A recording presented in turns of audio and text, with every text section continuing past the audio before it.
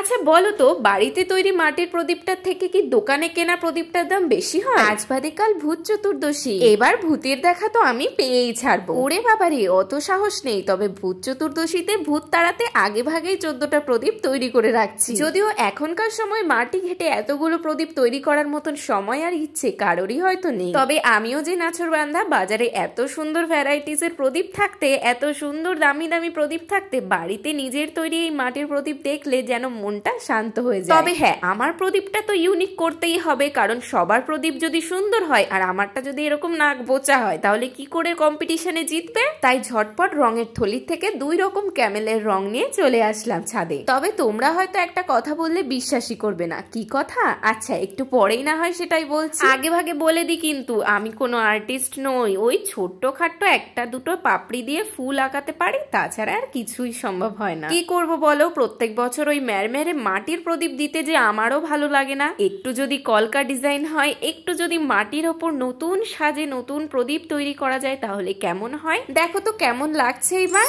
ও হ্যাঁ, তোমাদেরকে সেই বলছিলাম না, একটা কথা বলবো যে বিশ্বাসই তোমাদের হবে না।